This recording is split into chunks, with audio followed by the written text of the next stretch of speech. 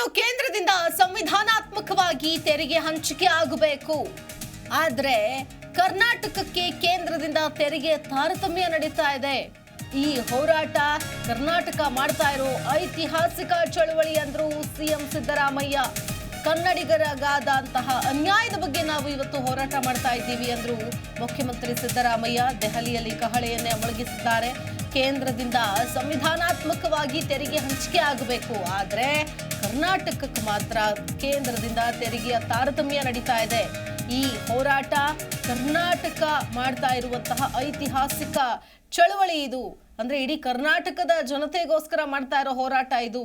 ಒಂದು ಸರ್ಕಾರದ ವಿರುದ್ಧ ಅಲ್ಲ, ಪಕ್ಷದ ವಿರುದ್ಧ ಅಲ್ಲ, ತೆರಿಗೆ ವಿಚಾರಕ್ಕೋಸ್ಕರ ನಾವು ಇವತ್ತು ಹೋರಾಟ ಮಾಡ್ತಾ ಇದ್ದೀವಿ. ಸೊ ಸಂವಿಧಾನಾತ್ಮಕವಾಗಿ ಹಂಚಿಕೆ ಆಗಬೇಕು ಅಂದ್ರು ಸಿದ್ದರಾಮಯ್ಯ. ಸರ್ಚಾರ್ಜ್ ಇರ್ಬೋದು, ಇವೆಲ್ಲಗಳಲ್ಲಿ ಕೂಡ we are number 2. Karnataka is number 2 as far as the tax collection is concerned.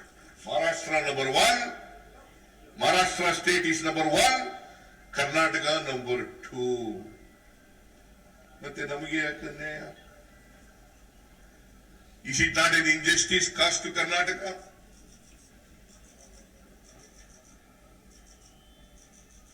See, as a matter of fact, this year, Karnataka state is contributing more than 4,30,000 taxes to state, to Union of India.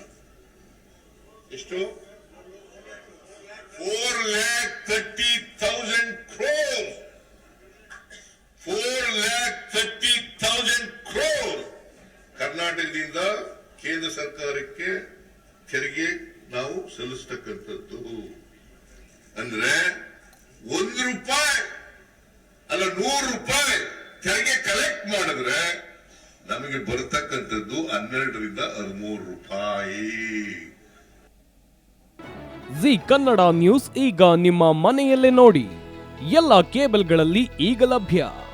Sun Direct 292, Jio TV 1334, U digital 162, city cable 51, GTPL 17, Abhishek cables 821, rock line telecommunication 51, Shri Basaveshwara number 60, Vinayaka digital number 53, in digital number 896ರಲ್ಲಿ.